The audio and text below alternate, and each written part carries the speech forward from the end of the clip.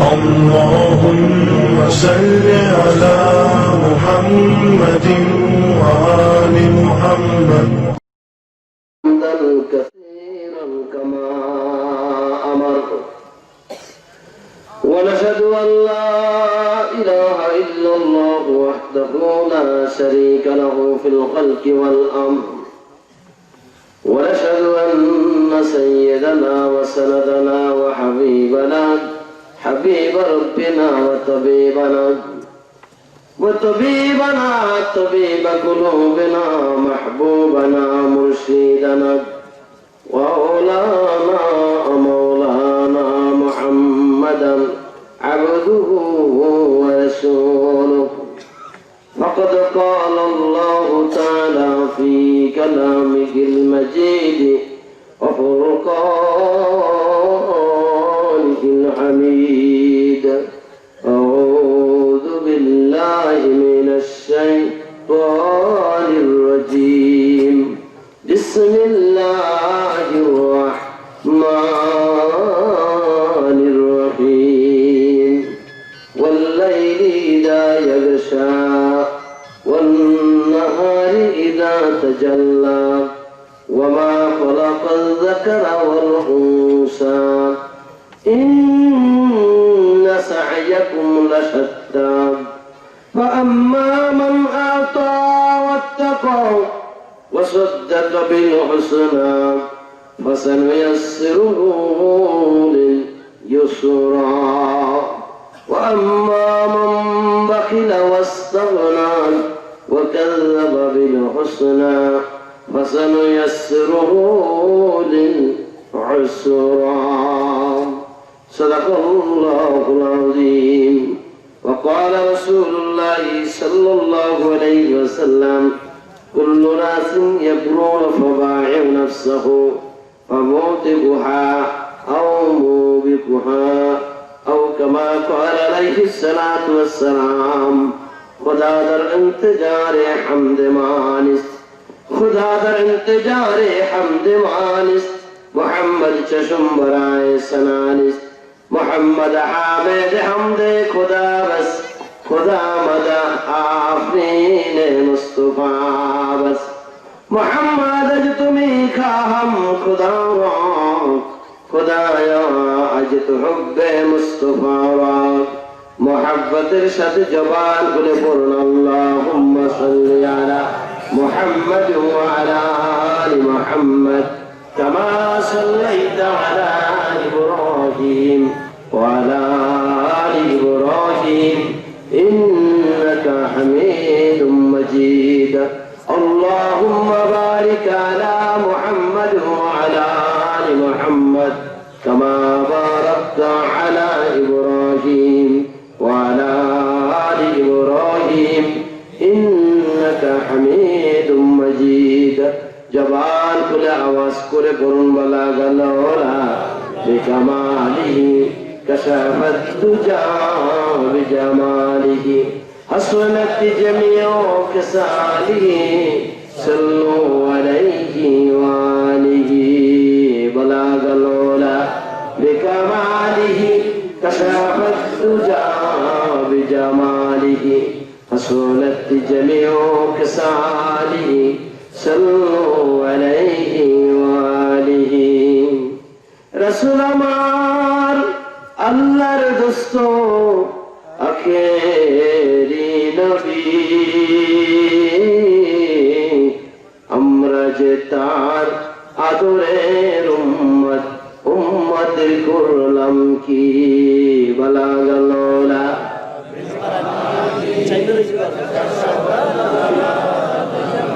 سنت جميع خصاله صلوا عليه وآله عشق محبوب خدا عشق محبوب خدا جس دل میں حاصل نہیں عشق محبوب خدا جس دل میں حاصل نہیں لاکھوں مومن ہو مگر ایمان میں کامل نہیں بلغ العلا بکمالی كشف الدجى بجماله حصلت جميع خصاله صلوا عليه وآله لا إله إلا الله لا إله إلا الله لا إله إلا الله لا إله إلا الله لا إله إلا الله لا إله إلا الله لا إله إلا الله لا إله إلا الله لا إله إلا الله لا إله إلا الله محمد رسول الله صلى الله عليه وسلم الحمد لله আলহামদুলিল্লাহ নুরানি হাফিজি মাদ্রাসা পুরুষ ও মহিলা শাখার উদ্যোগে আয়োজিত বাৎসরিক ওয়াজ মাহফিল ও হালকায়ে জিকিরের আজকের এই মহতি অনুষ্ঠানের মুহতারাম সভাপতি, আজকের মাহফিলের প্রধান বক্তা হযরত মাওলানা আবুল হাসান বুখারী সাহেব সহ জাতির শ্রেষ্ঠ সন্তান হযরত উলামায়ে কেরাম, আমার পিতৃতুল্য মুরব্বিয়ানে আযম, বন্ধুতুল্য যুবক ভাইয়েরা, আদরের স্নেহের ছোট্ট বন্ধুরা, পর্দার আড়ালের আলোচনা শ্রবণরতা সম্মানিত মা এবং বোনেরা, মহান মালিকের শাহী দরবারে অসংখ্য অগণিত শুকর যে আল্লাহ পাক আমার মত একটি নগণ্য গোলামকে কিছু কথা বলার জন্য, আপনাদের মতো কিছু আল্লাহ ওয়ালা নেককার দিনদারকে কিছু কথা শোনার জন্য আমলের নিয়তে জান্নাতের বাগানের শামিয়ানা নিচে জমে জমে বসার তৌফিক দিলেন। যে মহান মালিক আমাদের এমন খুশ নসিব দান করলেন, তার শাহী দরবারে যেমন শুকরিয়া আদায় করা দরকার আপনারা মনে করেন, যার যার ঈমান অনুযায়ী সে শুকরিয়া আদায় করে বলি আলহামদুলিল্লাহ। কুরআনুল কারীমে 114টা সূরা, সেখান থেকে 92 নম্বর সূরা সিরিয়ালে সূরাটার নাম সূরাতুল লাইল। মক্কায় অবতীর্ণ এই সূরাটির মধ্যে 21টা আয়াত আছে, 71টা শব্দ আছে, 392টা হরফ বা অক্ষর আছে। সেখান থেকে আমি মাত্র 6টি আয়াত আপনাদের সামনে তেলাওয়াত করেছি। রাসূল আকরাম সাল্লাল্লাহু আলাইহি সাল্লামের অসংখ্য অগণিত হাদিসের ভান্ডার থেকে এক টুকরা হাদিসের অংশ বিশেষ আপনাদের সামনে উপস্থাপন করেছি। এর আলোকে আপনাদের ধৈর্যের বাঁধ ভাঙার আগে আমি আমার আলোচনা শেষ করার চেষ্টা করব। আল্লাহ পাক হেদায়েতের জন্য যেমন কথা বলা দরকার, যেমন কথা শোনা দরকার, তেমন কিছু কথা আমাদেরকে বলার শোনার তৌফিক দান করুন।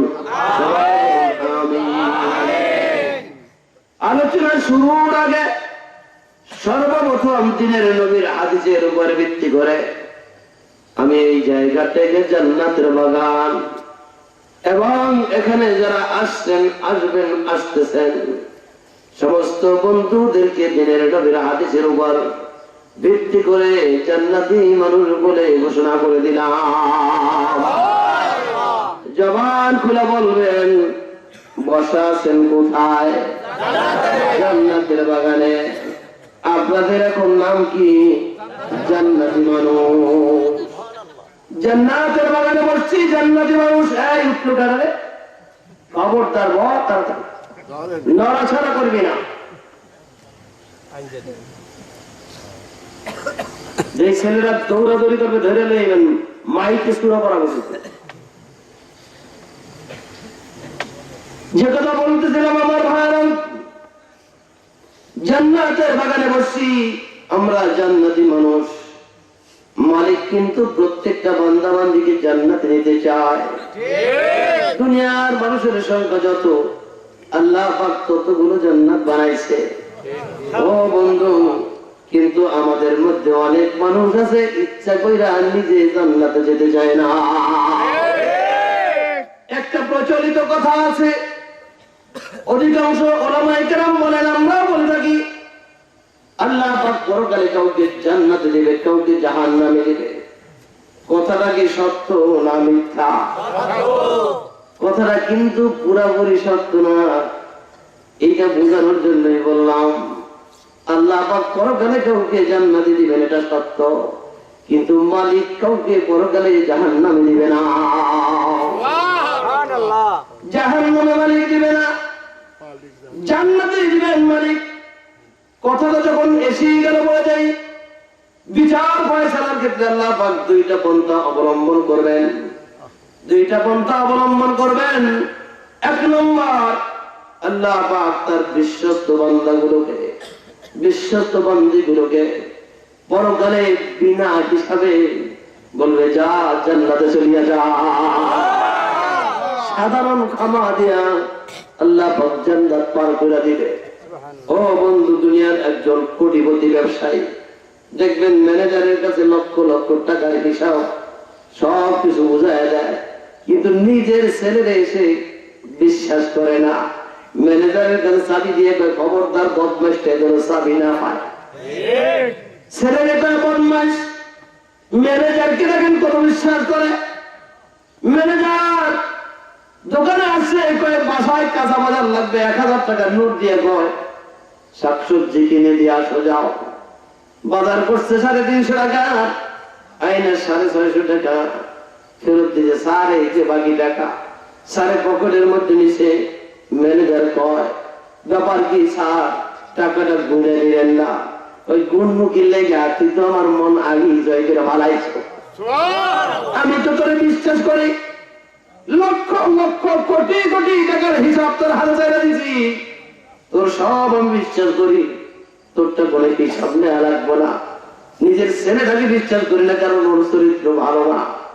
ও বন্ধু, পরকাল আল্লাহ পাক যে বান্দা বান্দি তাহাজ্জুদের বিছানায় সিজদা দিয়ে মালিককে খুশি করে ভালায়, যে বান্দা বান্দি মালিকের জিকির করে মালিককে খুশি করে ভালায়, যে বান্দা বান্দি রমজানে রোজা রেখা পেট পিড়ি লেগে যায় মালিককে খুশি করে ভালায়, যে বান্দা বান্দি আল্লাহ সন্তুষ্টির জন্য দিনের রাস্তায় ব্যয় করে, এমন বান্দা বান্দি গুলোকে আল্লাহ পাক বলবেন, আমার বান্দা বান্দি যা যা বিনা হিসেবে জান্নাতে চলে যা। বান্দা বান্দিকে মালিক কত মানুষের হিসাব নাও, আমাদের কি হিসাবে নিবা না? মালিককে হিসাব কিসের? আবার আমাকে খুশি করে ফেলাইছ, হিসাব কিসের?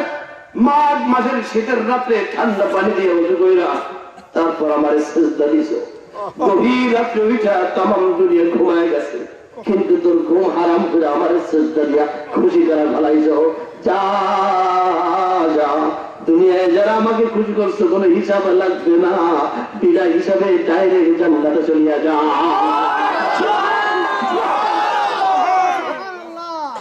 এক নম্বর, মালিক কাউকে বিনা হিসাবে সাধারণ ক্ষমা দিয়ে দেবে। আর আল্লাহ পাক যে বান্দাগুলো মালিককে খুশি করার চেষ্টা করবে না, তাকে হিসাব নেবে তাদের। হাদিস শরীফে ইঙ্গিত দিয়েছে, বলতো মালিক যদি কারো হিসাব চাই বসে, তার বুঝি আর কোন বাঁচার উপায় না। এই জন্য সব সময় মালিকের কাছে বলতে হবে, মালিক আমাদেরকে বিনা হিসাবে জান্নাত দিয়ে দাও।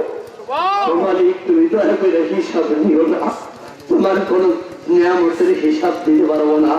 মালিক রে, তোমার শুকরিয়া আদায় করে তুমি বিনা হিসাবে আমাদেরকে জান্নাত দিয়ে দাও। এক নম্বর, মালিক কাউকে বিনা হিসাবে জান্নাত দিবেন, আর কাউকে জাহান্নামে মালিক দিবে না। ছেলে খুন করেছে, বাপে হইল জজকোর্টের জজ বিচারক, বাপের আদালতে ছেলের নামে মামলা হয়েছে, বাপ খুব আল্লাহওয়ালা সৎ ব্যক্তি, এবার রায় কি দিবে আপনারাই কন? ফাঁসির হুকুম। কার ফাঁসির হুকুম? ছেলের ফাঁসির হুকুম। হুকুম দিছে কে? বাপে। বাপে ফাঁসির হুকুম দিছে ছেলের। এখন যদি কোন নাফরমান, কোন বেয়াকুব, কোন আহম্মক বলে, কত নিষ্ঠুর বাপ, আহারে ছেলেরা ফাঁসির কাছে ঝুলাই দিল, একটু অন্তরটা কাঁপলো না? এইটা কিন্তু বলার দোষণীয়। এটা বলা অপরাধ হবে, বরং তার প্রশংসা করা দরকার। বাপটা কত ইনসাফদার, ছেলেকেও সে আল্লাহর আইন থেকে রেহাই দেয় না। ঠিক সন্তানটা যেরকম নিজে খুন করার কারণে বাপ তাকে ফাঁসির কাছে ঝুলায় না, বরং সন্তান নিজে গিয়া ফাঁসির কাছে ঝুলছে। এমনি করে দুনিয়ার মধ্যে বান্দা বান্দি গুলোকে আল্লাহ পাক ইচ্ছা কইরা কাউকে জাহান্নাম দিবে না, বরং অপকর্মার কোন যত গুনার কাম কইরা বান্দা বান্দি গুলো নিজেরা জাহান্নামের দিকে দৌড়ায়, মালিক কাউকে জাহান্নাম দিতে চায় না। জাহান্নাম আমার ভাইরা, ছেলেরে এক বেটা পিটায়, জনমের পিলে স্কুলে যায় না ধরে পিটাইছে, খালি স্কুল ফাঁকি দেওয়ার করলি খেলা ধরে পিটাইছে। বন্ধু বান্ধব কি বাবা তুমি এত পিটাও, তুমি ছেলেরা যে মাইকে মারার জন্যই জন্ম দিচ্ছে, মারার জন্যই জন্ম দিচ্ছে। আসলে কি কেউ মারার জন্য ফোলাবান জন্ম দেয় না, কি লেগে বসে ওইটা কামাই করছে, কি কয় ওইটা কামাই করছে এই জন্য করে পিটানোর জন্যই জন্ম দিছি। আসলে কিন্তু পিটানোর জন্য কেউ পোলা জন্ম দেয় না।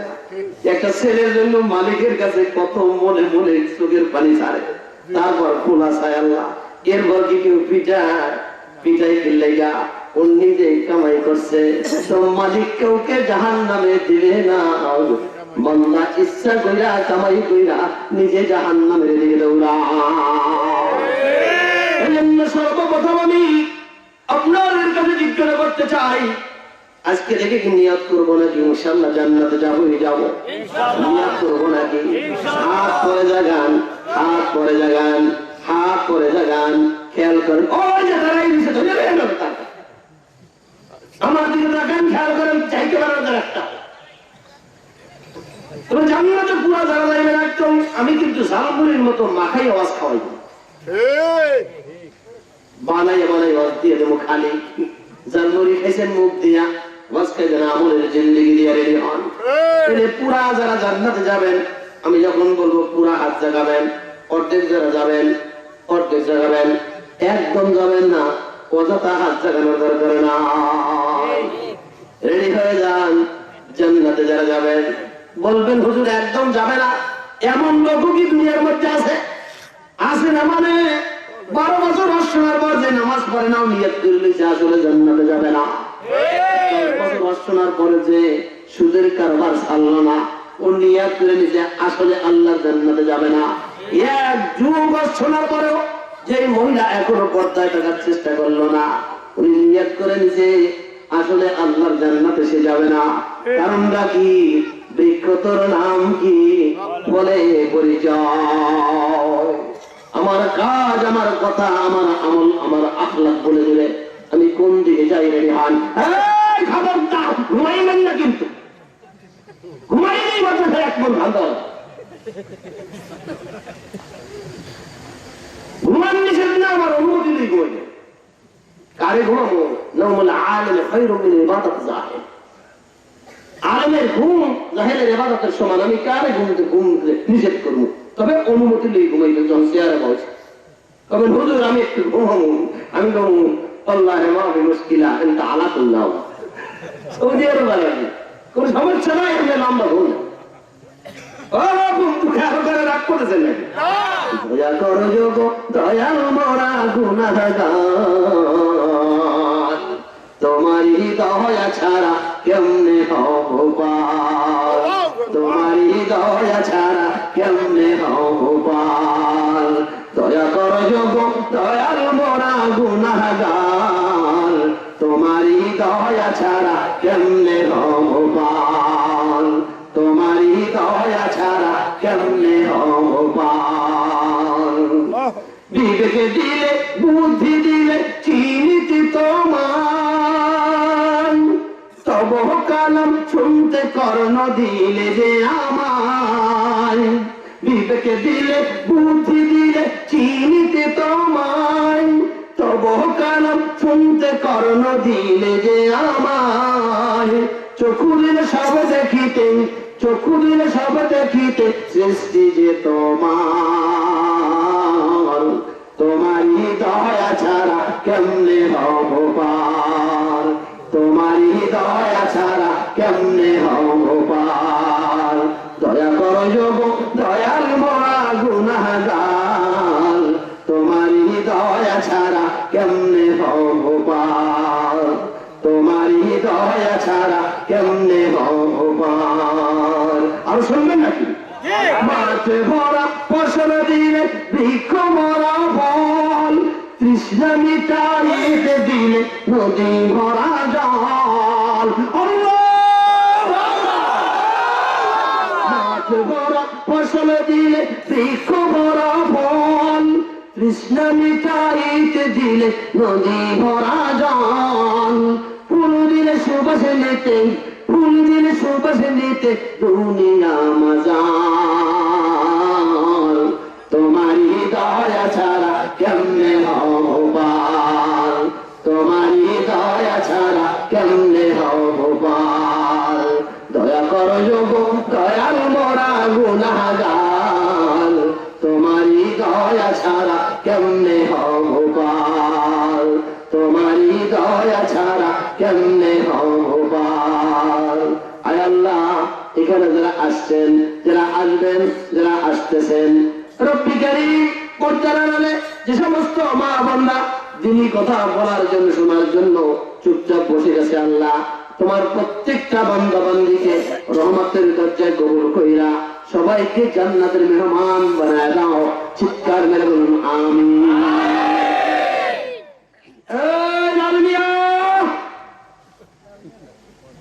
দাঁড়াই দিছি কেন? চেয়ার দেবো নাকি? এই যে তিনটা, এই তিনটা, এই যে হাতটা সেখানে তিনটা, তিন জায়গায় আবার তার তিনজন তিন জায়গায়। আমাদের গান খেয়াল রাখলেন না, বাহিরে হাঁটাচলা করে, হিন্দু বন্ধুরা বাহিরে থাকলে তোমরা এসে পাশে করতে পারো, অসুবিধা নেই, কোন সমস্যা নাই। আমি বুঝছি এতক্ষণ ফলাফল গুলো মনে হয় হিন্দুর বলা, এখন থেকে আলহামদুলিল্লাহ মুসলমান টুকু মাথায় একটাই। যাক আলহামদুলিল্লাহ, ওদেরকে যেন আল্লাহ রহমতের দরজা কবুল করে। যে কথা বলতেছিলাম, জান্নাতে যাবো মনে আছে? পুরা যারা জান্নাতে যাবো পুরা হাত জাগাবো, অর্ধেক যারা যাবো অর্ধেক জাগাবো, একদম যাবো না অযথ হাত জাগানোর দরকার নেই, টেনে নিয়ে জাগাবো। হাত একবারে জাগবে, একবারে নামবে, আল্লাহু আকবার জাগবে, আলহামদুলিল্লাহ নামবে। জাগাইতেও নাকি নামাইতেও নাকি। ইলেকশনের হাত জাগানোর এখনটা এক না। ইলেকশনের সময় হাত জাগায় অমুক ভাইয়ের চরিত্র ফুলের মতো পবিত্র, আমি মিলাই গেছি, নামাজ পড়ে না একক, গাঁজা খায় নিত্য নিত্য। আপনাকে এলাকার জন্য আমি কিন্তু আমার দেশের কইছি, খবরদার ভেজাল করবেন না। এই কারণ বেনামাজি লোকটার চরিত্র ভালো না খারাপ? এই যে পবিত্র ফুলের মতো পবিত্র চরিত্র মিলাই দিলেই কইছেন গুনাহ হয়েছে না সব? আজকে কোন গুনার কারবার নাই, আজকে সব নেকি আর নেকি একসাথে হাত জাগবে, একসাথে নামবে। ও বন্ধু, রোহিঙ্গাদের নির্যাতন কইরা বারবার জালিমরা বাংলাদেশে পাঠাইতে সফল হয়েছে একটা মাত্র কারণ, তাদের মধ্যে কোনো ঐক্য নাই, দলে দলে বিভক্ত। 3 বার আমি সেখানে গিয়েছি, দেখছি যে এক গ্রুপের সাথে আর এক গ্রুপের মিল নাই। বুঝেন না, আপনারা যদি এখন ইসলামের পক্ষে এক না হন, তাইলে কিন্তু রোহিঙ্গা আপনাদেরকেও বানাইয়া ছাড়বে, সেদিন বেশি দূরে না। মেহরবানি, ও বন্ধু, শুনে খুশি হবেন, মোকান্নার পিছিয়ে বুঝুর সর্বনায় যে এবার বয়ান করছে, সর্বনায় পিছিয়ে বুঝুর ষষ্ঠী লাগবে একাল বয়ান করছে। সমস্ত হক্কানি পীর বুজুর্গ ওলামায়ে কেরাম বুঝতে পেরেছে একত্রিত হওয়া ছাড়া মালিকের রহমত পাওয়া যাবে না। ও বন্ধুর জন্য টুটা ফাটা যারা আসি এলাকায় কোন আজে বাজে মন্তব্য করবেন না। নেতৃবৃন্দ যা বলে তাই কিন্তু বলবেন, নিজেদের পক্ষ থেকে কোনো ফাজলামি কথা বলবেন না, কোন বাজে কথা বলবেন না। খবরদার, খবরদার, আলীর চাইতে বেশি কেউ হাঁটার চেষ্টা করবেন না। খবরদার। বিশেষ করে চরমনের মুরিদ যারা, কেউ কোনো ফালতু আলাপ কোথাও বলবেন না, ফেতনা ছড়াবেন না। মুরব্বীরা যা বলে তাই বলবেন, একটা কথা ফালতু বলবেন না, একদম কপালে আগুন লেগে যাবে। কোনো কথা না বললে মুরব্বীদের কাছে ফোন করে জানবেন কি বলবো, এই কথাটা উত্তর কি হবে মাত্র পারি না, অহংকারের কোনো ব্যাপার না। খবরদার, আমরা তো বিভিন্ন জায়গায় যেয়ে দেখি, যে জায়গায় যাই সেই জায়গায় কিছু ফালতু মাতব্বর আছে, আলিস থেকে আড়ে বেশি, লোক বেশি হওয়া আর কম হওয়া এটা মত না। মক্কা দিয়ে হইল ওয়াইতাসিমু বিহাবলিল্লাহি জামিআন ওয়া লা তাফাররাকু, আমরা একত্রে ভাই ভাই মিলছি, দীর্ঘদিন আলাদা ছিলাম, এখন যে এক জায়গায় বসে এই আল্লাহর রহমত। আমার একটা বাজে কথা দিয়ে যদি সমাজের মধ্যে বিভক্তি সৃষ্টি হয়ে যায়, তিনি গোটা গুণা তার আমল নামায় কিন্তু জমা হবে। সুতরাং সতর্ক হয়ে যায়। আপনাকে কোনো বিচারক বানানো হয় নাই, সংগঠনের তরিকার পক্ষ থেকে কোনো আপনাকে কথা বলার জন্য অনুমতি দেওয়া হয় না। আমার এলাকার জবাব যা যখন দেওয়া চরমনার মাহফিলে আমির নায়রানির দিয়ে ওইগুলো ক্যাসেট করে নাই না, ওইগুলো শুনে গেলেন, কিন্তু আপনি বলবেন না। মরহুম শাইখ রহমাতুল্লাহ আলাইহি শুনছেন আপনারা, জিন্দেগিতে নিজের পক্ষ থেকে কোনো মাসালার উত্তর দিতেন না। কোন প্রশ্ন করলে বলতো গুরুদ্বারে সুন্নতেই আছে, কোন প্রশ্ন করলে বলতো হত আলমগীর এটা বলছে, কোন প্রশ্ন করলে বলতো বেহেশতি যে এইটা আছে। সব একটা অন্যটার একটা সূত্র দিয়ে বলতো। নিজের পক্ষ দিয়ে দিলে আমাদের শাইখ রহমাতুল্লাহ আলাইহি কোনো জবাব দিতেন না। আর আপনি ফিরি মুখ পাইয়া যখন খুশি তাই বলতেই থাকে। আল্লাহ চোখ দিছে দুইটা, কান দিছে দুইটা, ও বন্ধু নাকে চিত্র দিছে দুইটা, কিন্তু মুখ দিছে দুইটা, এক না একটা। কথা হয় না, কারণটা কি? দুইটা শোনো, একটা বলো। কথা যত কম বলবা তত ভালো, ভুল তত কম হবে। ভুল যত কম হবে তত তাড়াতাড়ি জান্নাতের বাসিন্দা হয়ে যাইবা। চিৎকার মেরে সুবহানাল্লাহ। আলহামদুলিল্লাহ নামবে, একবারে থাকবে, একবারে নামবে, কোন পার্থক্য আগে পরে হবে না। ট্রেন মজবুত, পদোন্নতি তাড়াতাড়ি। একই সাথে দুই বন্ধু সেনাবাহিনীতে যোগ দিছে, একজন সিপাই আর একজন কর্নেল। কারণটা কি?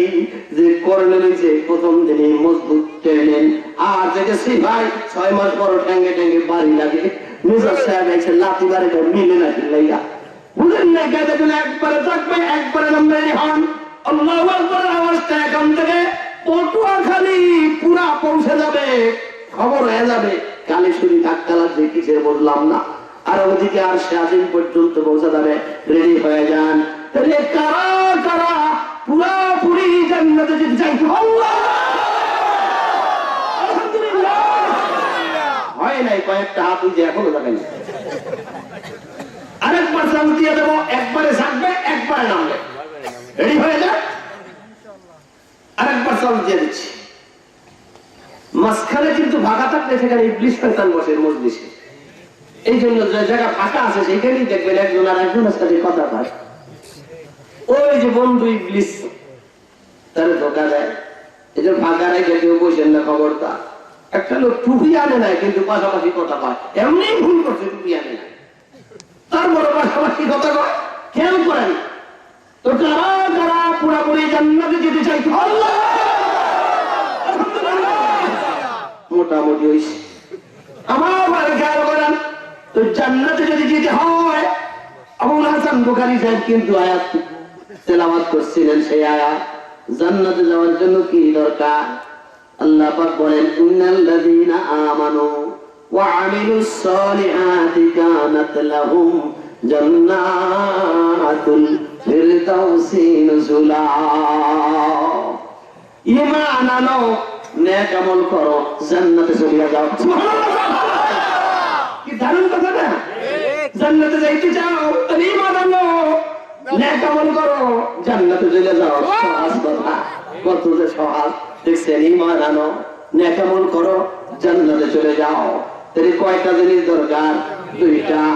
ঈমান আনবে, নেক আমল করবে, জান্নাতে চলে যাবে।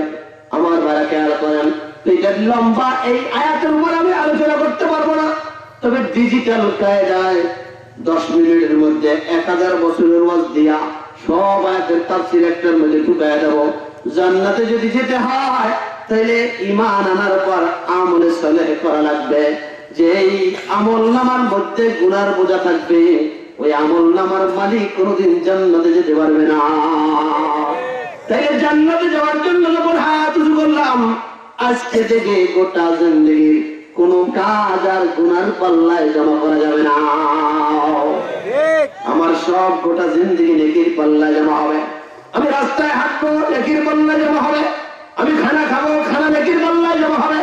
আমি কাজ করবো, আমার কাজ নেকির পাল্লায় জমা হবে। আমি দোকানদারি করবো, আমার ব্যবসা নেকির পাল্লায় জমা হবে। আমি আমার ভাইরা কথা বলবো, জিকির করবো, নেকির পাল্লায় জমা হবে। আমার ভাইরা যত ওই জীবনের A to Z top to bottom গোটা জিন্দেগির গোটা কাজগুলো নেকির পাল্লায় ডিজিটাল পদ্ধতি জমা করে দেবে ইনশাআল্লাহ। রাজি আছেন? কারা কারা রাজি? ও বন্ধু খেয়াল করেন, রাজি যখন হইলেন, এবার দিনের নবী বলে দিচ্ছে সেটা কিভাবে সম্ভব।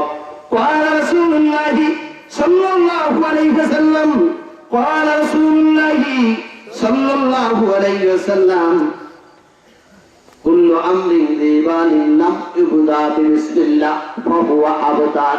ও দুনিয়ার মানুষ, তোমরা প্রত্যেকটা কাজের আগে বিসমিল্লাহ বলবা। যে কাজের আগে বিসমিল্লাহ নাই, ওইটা লেস কাটা, অপূর্ণাঙ্গ। 2 লাখ টাকা দিয়ে গরু কিনছে, লেস টাকাটা কুরবানি দিবে এই জন্য কিনছে। জোরে কোন কুরবানি হবে কিনা? মাত্র 20,000 টাকা দিয়ে গরু কিনছে, একজনে ছাগলের চেয়ে একটু বড়, লেজু আছে, শিং আছে, কানো আছে, চৌকো আছে, পূর্ণাঙ্গ গরু কোরবানি হবে কিনা? 20,000 টাকার গরুতে কোরবানি হয়, কারণটা কি পূর্ণাঙ্গ গরু। 2 লাখ টাকার গরুতে কোরবানি হয় না, কারণটা কি লেজ কাটা। দিনের নবী তাম পৃথিবীর মহাসমুদ্রের পানি যদি একটা ছোট্ট গ্লাসে বা মগের মধ্যে ঢুকানো যেরকম অসম্ভব, বোতলের মধ্যে অসম্ভব ঢুকানো, এই অসম্ভবকে সম্ভব কইরা দিনের নবী তাম দুনিয়ার সব একটা বোতলের মধ্যে ঢুকায় দিছে। এই হাদিসের মধ্যে ঢুকায় দিছে। বিসমিল্লাহ সহ যা করবা ইবাদতের দরজায় জমা হবে।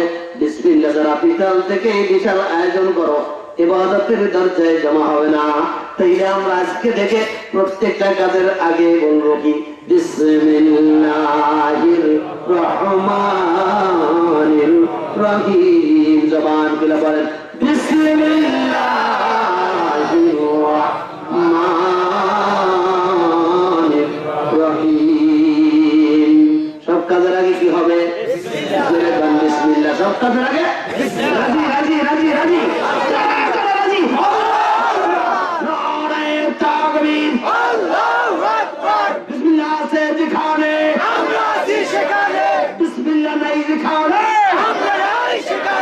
আলহামদুলিল্লাহ, আল্লাহ কবুল করো। তাহলে সব কাজের আগে বিসমিল্লাহ।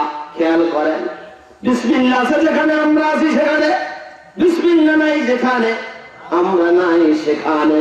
তাহলে বিসমিল্লাহ আছে যেখানে আমরা আছি সেখানে। এবার একটা কথা জিজ্ঞাসা করে জবাব পাওয়ার পর আমি বইলা দেব কতদিনের ওয়াজ হইছে। এই কথাটা কি আপনারা বিসমিল্লাহ আছে যেখানে আমরা সেখানে, এটা মন দিয়া কইছেন না মুখ দিয়া কইছেন? অন্তরের কথা না মুখের কথা? মুখের কথা আর অন্তরের কথা কিন্তু এক না। মুখের কথা হইল কথার কথা, অন্তরের কথা হইল আসল কথা। দাদার নাতি এক জায়গা বসে আছে, ডিজিটাল যুগের নাতা নাতি, বুঝেন তো, জনমের চালাক। দাদায় মোবাইল চালাইতেও পারে না, নাতি খুললা সারতেও পারে। একবার গাছে পাইয়া ওরে নাতিরা, দাদায় বসে রয়েছে, একবার দাদার কাম থেকে কাম দেয়, আবার দাঁড়িয়ে দাঁড়িয়ে লাগা যায়, আবার কামদের উপরটা লাভ যায়। দাদায় বিরক্ত দেয়, বান্দর বান্দর একটু চুপ কর, বুঝেন না? খেয়াল করেন, তোমার গাড়িটা আমরা পাশ দিতে যাবো, এখানে একটু বন্ধ কর, ভাট ফাট করে না। আমার দিকে তাকান, খেয়াল করেন। তো দাদাই কয়ে বান্দর বান্দর একটু চুপ কর, রাগ হয়ে গেছে, বুঝেন না, মাইন্ডে লেগে গেছে। এই যে দেখছেন দেড় বেটার সবগুলো কিন্তু আপনার চাইতে আমার চাইতে বেশি বোঝে, একটাও কিন্তু কম বোঝে না, মাইন্ড করে। ও খোদা, আমি তোমার দাদা খাবো না, তুমি আমার বান্ধব করিস। বোঝেন না, একদম কেমন জানি ভিতরে ব্যথা লেগে গেছে। দাদার নাতির দিকে যাইলে চোখের পানি বেরিয়ে গেছে। দাদা এদিকে আয়, তোর আঙ্গুল কি বান্দরের মতো, ওটা তো আমার কথার কথা, তুই মুশকিল লেগে তুই বান্দর না মানুষ, আমাকে বাড়ির মধ্যে সবচেয়ে ভালো মানুষ তুই। একটু থামছে, এবার নাতি কইতাছে এই জন্যই তো কই না দাদা একটু মোটা তাজা, এই জন্যই তো কি হাতিটা সারা বাড়ি সারাদিন ঘরে বইয়ে খায়, পটুয়াখালী বাণিজ্য মারা হয়, আমার একটু লইয়াও যায় না, কোথার জন্য হাতি যাইতেছে দাদা কি নেইছিল তোমার হাতি যায়নি, ব্যাপারটা কি? হ্যাঁ দাদা চুপ করো, আমিও যেমন বান্দর না, তুমিও সেরকম হাতি না, তোমারটা যেরকম কথার কথা, আমারটাও কথার কথা, বুঝেন না? বিসমিল্লাহ যেখানে আমরা আছি সেখানে, এইটা কি আপনাদের কথার কথা না আসল কথা? উত্তর দিয়ে বলছেন সবাই যেহেতু হাত জাগাইছেন, আল্লাহর কসম, আল্লাহর কসম, আল্লাহর কসম করে বললাম, অন্তর দিয়ে যদি বইলা থাকেন বিসমিল্লাহ যেখানে আমরা আছি সেখানে, তাইলে 1000 বছরের চাইতে বেশি ওয়াজ হয়ে গেছে গা। বিসমিল্লাহ যেখানে আমরা সেখানে, যারা কইলেন অন্তর দিয়া মুখ দিয়া উচ্চারণ করলেন, অন্তর দিয়ে বললেন, কালকে থেকে খানা খাওয়ার আগে কি বলবেন জোরে কন? কোনো কিছু দান করার আগে কি বলবেন? বিসমিল্লাহ। দেখেন খেয়াল করেন, কোনো কিছু আমার ভাই ঘর থেকে নামার আগে কি বলবেন? এই কোনো কিছু মাপার আগে কি বলবেন? দোকানদার অনেক আছে, জোরে জোরে বলবেন। এক কাপ চা মুখে দেওয়ার আগে কি বলবেন? বিড়িটা জ্বালানোর আগে কি বলবেন?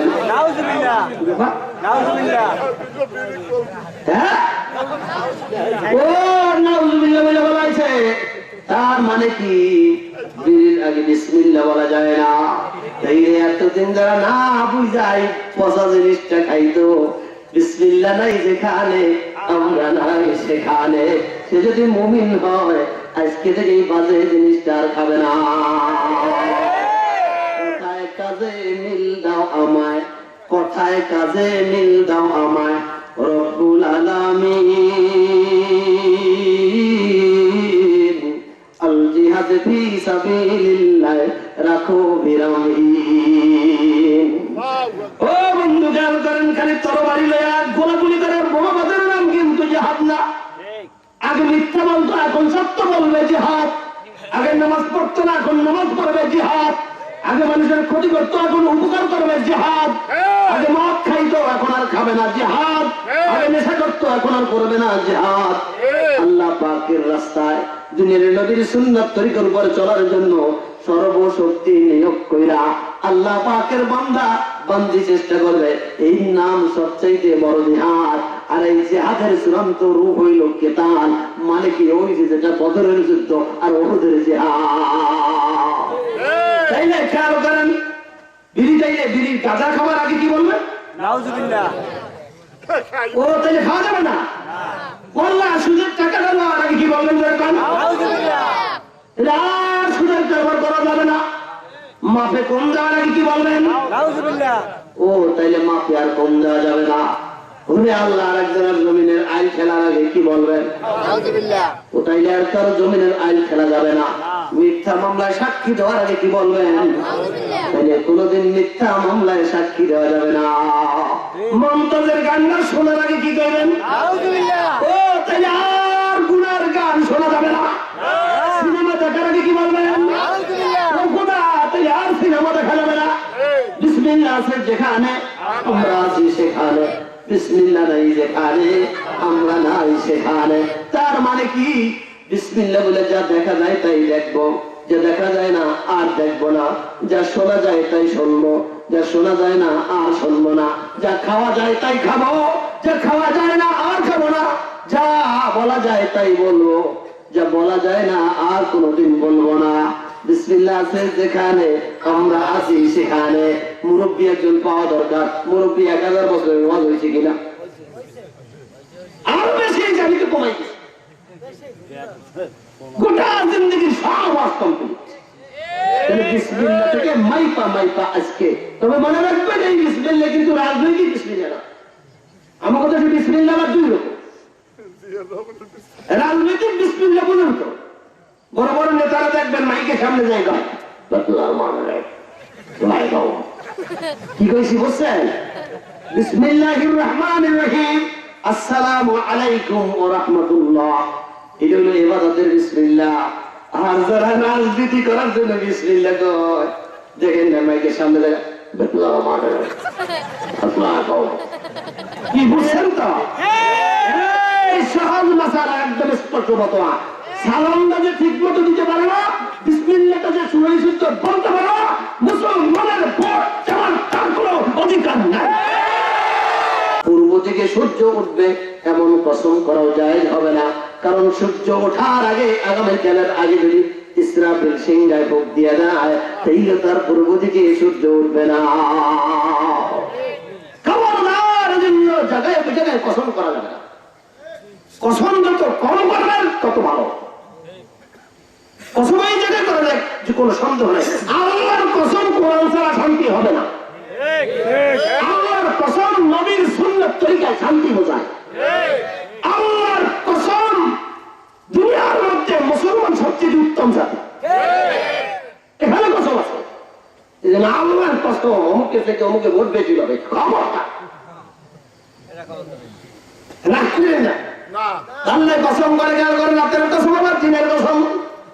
মালিক বুঝাতে যাচ্ছেন, আমি রাতকে যে জন্য বানাইলাম, দিনকে কিন্তু সেজন্য বানাই নাই। দিনকে যেজন্য বানাইছি, রাতকে সেজন্য বানাই নাই। রাতের এক ফায়দা, দিনের আর এক ফায়দা।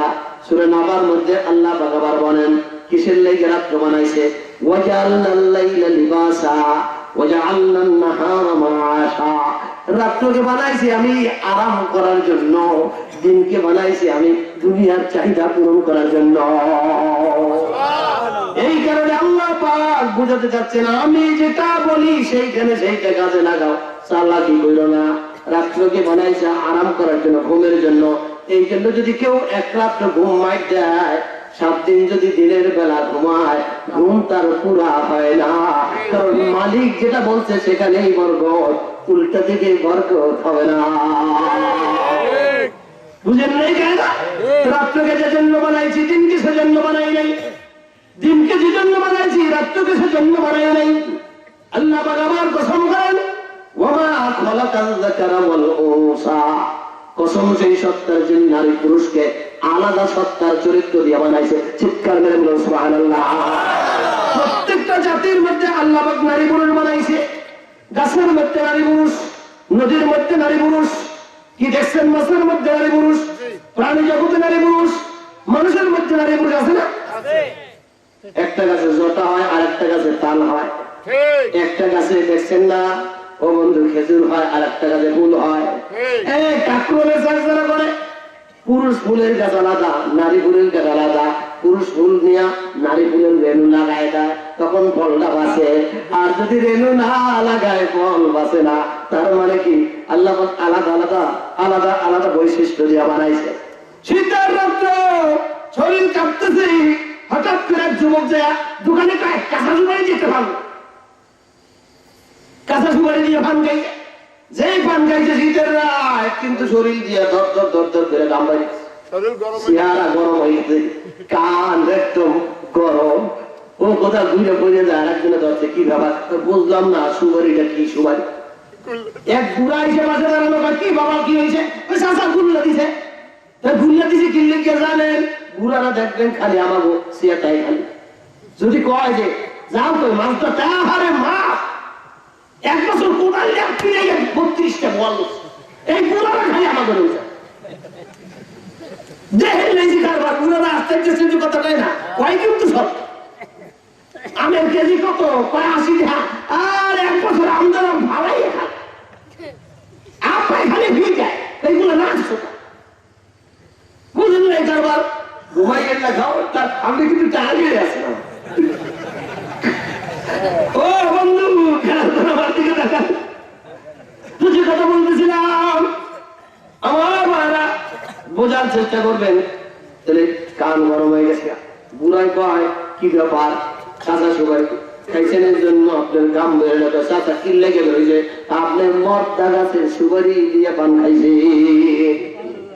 কি গাছের সুপারি মর্দা গাছ বেড়া গাছের সুপারি পাওয়া গেছে ওই যারা কোরআন শরীফের নিয়ম অনুযায়ী বাবার সম্পদ ছেলে 2 ভাগের মাইয়া 1 ভাগ পাবে এটা যারা বিশ্বাস করে না খানিকা সমান অধিকার এই সুরাগো দুইটা মর্দা গাছের সুপারি দিয়ে পান খাওয়াবে এখন লাড়ি নিয়ে খাড়াই থাকতেন গামাই দিল্লি গে তাড়াতাড়ি তাড়াতাড়ি মর্দা গাছের সুপারি দিয়ে বুঝেন দেখে নদীর মধ্যেও কিন্তু নারী পুরুষ আছে বাংলাদেশের কয়েকটা পুরুষ নদীর নাম জানেন কপোতাক্ষ নদ ব্রহ্মপুত্র ও বন্ধু আরিয়াল খা এগুলো হলো পুরুষ নদী পদ্মা মেঘনা যমুনা এগুলো হলো মায়ের নদী নদীর মধ্যে মায়ের পুরুষ নদী আছে আল্লাহ বলেন মা খলাকাল যাকারা ওয়াল উনসা নারী পুরুষের সেই সত্তার কসম যেই সত্তা নারী পুরুষকে আলাদা ক্ষমতা দিয়ে বানাইছে তার মানে কি নারীকে যে জন্য বানাইছে আল্লাহ পুরুষকে সেজন্য বানায় না পুরুষকে সেজন্য বানাইছে নারীকে সেজন্য বানায় না তাম পৃথিবীর বড় সবচেয়ে দামি যে চেতা পুরুষটা ওই যে মাথা মোড়া পাগল ডোনাল্ড ট্রাম্প আমেরিকার প্রেসিডেন্ট যত বড় বড় হোক পেটের মধ্যে একটা সন্তান ধারণ করতে পারবে না আর ওনার প্রতিদ্বন্দ্বী হিলারি ক্লিন্টন যত বড় লেডিস হোক আমার ছোট্ট মসজিদে কলেমা পড়লেও ইমামতি করতে পারবে না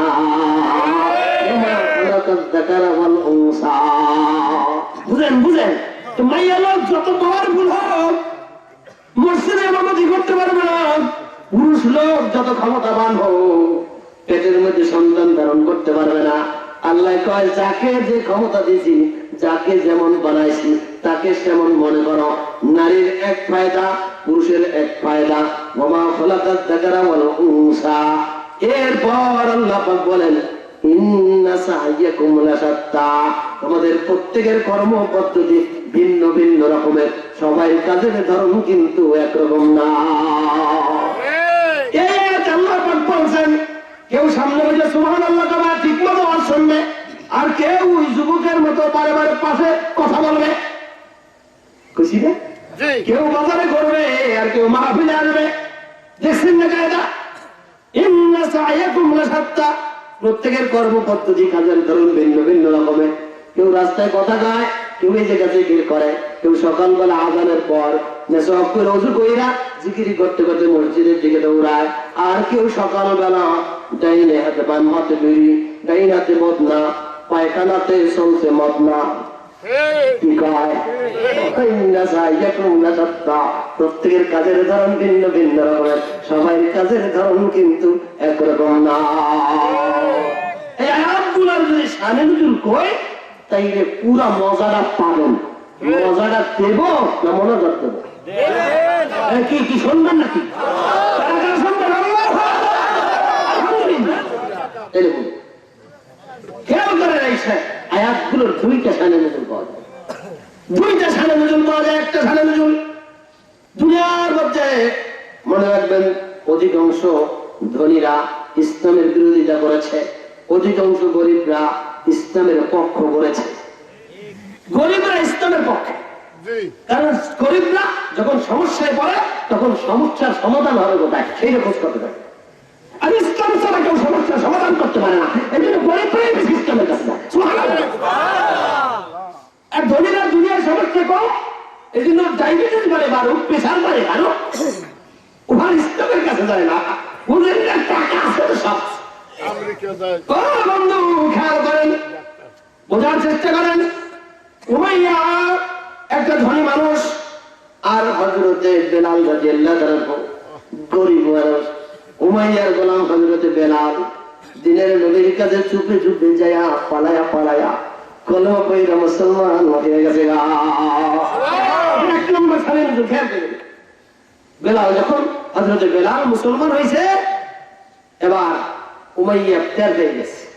কিরে বেলাল, তুমি নাকি মোহাম্মদের কাছে যাও? কই জি মনিব যাই তো।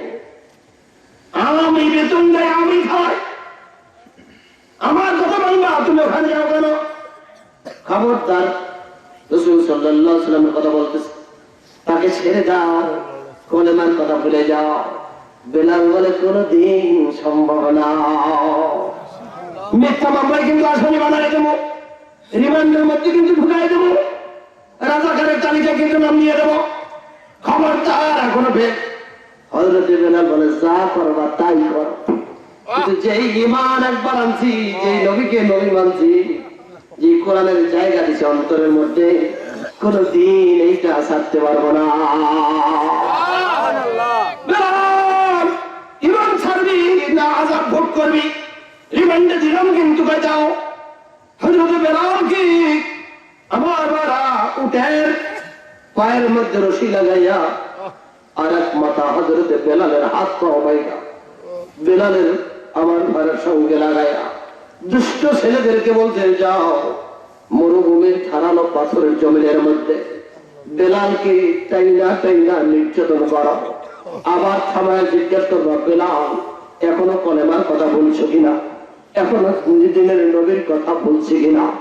জিজ্ঞাসা করবা দেই বান্দা, মরুভূমির আবার পাথরে ধারালো পাথরে জমিনের মধ্যে এরকম করে উঠ টাইনা টাইনা বেলাল রাদিয়াল্লাহু তাআলাকে নির্যাতন করে, শরীর কেটে কেটে জমিনের মধ্যে রক্তগুলা, তাজা রক্তগুলা বাইয়া পড়ে। হযরত বেলাল রক্তাক্ত হয়ে যায়, আবার উঠাইয়া জিজ্ঞাসা করে, কি বেলাল এখনো কি কলেমার কথা বলছো, এখনো কি নবীর মহব্বত কমছে? হযরত বেলাল বলে না না উমাইয়া, এতক্ষণ অন্তরের মধ্যে মহব্বত জমা ছিল, কাউকে দেখাইতে পারি নাই, কিন্তু নির্যাতনের পর রক্তের সাথে মহব্বত মিলে জমিনের মধ্যে রক্তগুলো যেমন ছড়ায় গেছে, আমার মহব্বত আরো পাইলে গেছে। রক্ত যখন যত দ্রুত জীবন জায়গায় ছড়ায় যায়, তোমার নির্যাতন যত করো মহব্বত কেন যেন তত বেড়ে যায়। হযরত বেলালকে বলতেছে, এখনো সময় আছে চূড়ান্ত, এখন কিন্তু চূড়ান্ত রিমান্ড হবে। বেলাল বলে যা করো তাই করো, মালিককে অন্তর থেকে বের করতে পারবো না, নবীর মহব্বত অন্তর থেকে বের করতে পারবো না। মরুভূমির উত্তপ্ত বনের মধ্যে হযরত বেলালকে কালিগায় চিৎ করে শোয়া, বিশাল পাথরের টুকরা বুকের মধ্যে চাপা দিয়া দিচ্ছে। হযরত বেলাল ভারী পাথরের কারণে আর কথা বলতে পারে না, শ্বাসরুদ্ধ হয়ে গেছে। বেলাল রাদিয়াল্লাহু তাআলা চিন্তা করছে, মালিক এখন বুঝি আমাকে যদি কবুল করে, আমি যদি দুনিয়া থেকে চলে যাই, তাইলে মালিককে একটু সাক্ষী দেওয়া দরকার। হাত আঙ্গুল উঁচু করে আসমানের দিকে তাকায় চোখের পানি ছেড়ে ছেড়ে আহাত বলতে পারে না, শুধু একটা শব্দ চিৎকার মেরে মেরে বলতেছে আহাত আহাত আহাত। ও মালিক, তুমি যদি আমাকে কবুল করো, আমি কিন্তু এক খোদায় বিশ্বাসী, আমি 1000 বার বিশ্বাস করি, আমি কিন্তু 360 খোদা মানি না। মালিক রে, যখন আহাত আহাত করে হযরত বেলাল চিৎকার মারতেছে, মরুভূমির বিষাক্ত মামর কাটাই না উমাইয়া হযরত বেলালের তাজা জিহ্বাটা ধইরা জিহ্বার মধ্যে বিষাক্ত কাটা ঢুকায় দিছে। হযরত বেলাল বিষের যন্ত্রণা ছটফট করে, আবার জিজ্ঞাসা করে, ফিরে বেলাল এখনো কি কলেমার কথা বলছো, এখনো কি নবীর কথা বলছো? হযরত বেলাল বলতেছে, উমাইয়া দেহ থেকে জান বের হইতে পারবে, কসম আল্লাহর অন্তর থেকে ঈমান বের হইতে দেব না। ও বন্ধু, নির্যাতনের দৃশ্য জায়েদ রাদিয়াল্লাহু তাআলা থেকে অতি সংক্ষেপ কত দিনের নবীর কাছে দৌড় দিয়ে যায়।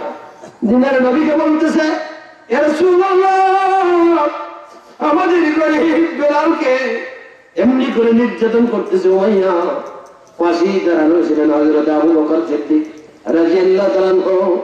আমার 10 পুকিয়া স্বর্ণ মুদ্রা একটা দামি চাদর ছিল তার কাছে। তাফসীরে বলে সেই জিনিসগুলো স্বর্ণ মুদ্রা নিয়ে দৌড় দিয়া উমাইয়ার কাছে গিয়ে বলতেছে, উমাইয়া তুমি কি পাগল নাকি? যে গোলাম কথা শোনে না, এই যে তাল বাংলা করতেছো কেন? এইটা দিয়ে কিলা তোমার, এর চেয়ে দামি চাদর দেব, অর্থগুলো সব দেব, স্বর্ণ মুদ্রায় যে গোলাম আমার কাছে বিক্রি করে দাও। উমাইয়া তো দুনিয়াদার, টাকার জন্য পাগল, ক্ষমতার জন্য পাগল। উমাইয়া ভাই ঠিক আছে দাও, চাদর নিচে স্বর্ণ মুদ্রা নিচে হযরত বেলালকে দিয়ে দিছে। বেলাল রাদিয়াল্লাহু তাআলা হুকে কিনে আবু বকর সিদ্দিক রাদিয়াল্লাহু তাআলা হযরত বেলালকে দেওয়া মুসা কোলাকুলি কইরা কয়, বেলাল তোমাকে কিন্তু আমি গোলাম বানানোর জন্য কিনি নাই, তোমাকে মালিককে খুশি করার জন্য কিনছি। ও বেলাল, তোমাকে কিনছি আমার বন্ধু হিসেবে ভাই, তুমি মুসলমান ভাই, গোলাম বানানোর জন্য কিনি নাই।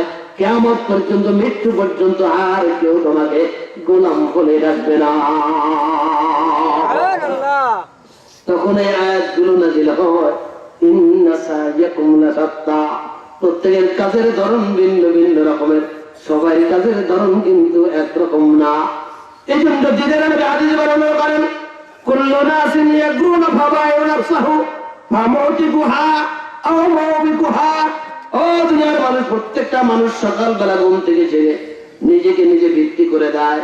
কেউ নিজেকে বিক্রি কইরা জান্নাত নিয়ে বাড়িতে চলে যায়, আর কেউ নিজেকে বিক্রি কইরা জাহান্নামের আসামি হইয়া বাড়িতে চলে যায়।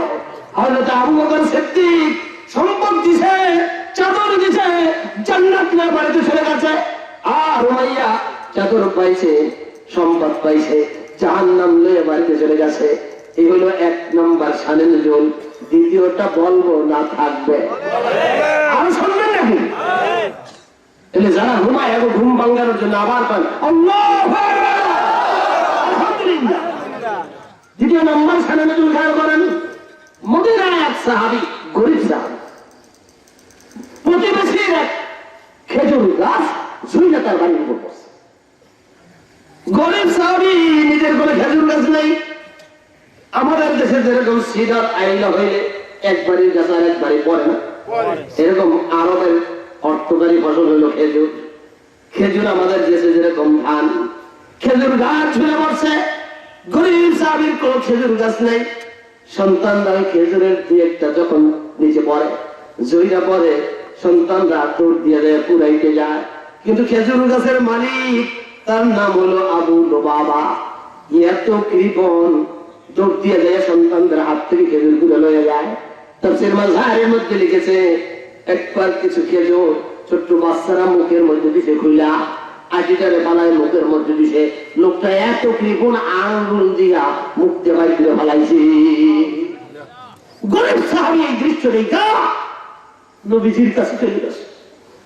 কামতে কামতে গাইয়া, রাসূলুল্লাহ, আল্লাহ আমার গরীব বানাইছে, আমি নালিশ করি না, মনের ব্যথা প্রকাশ করতেছি।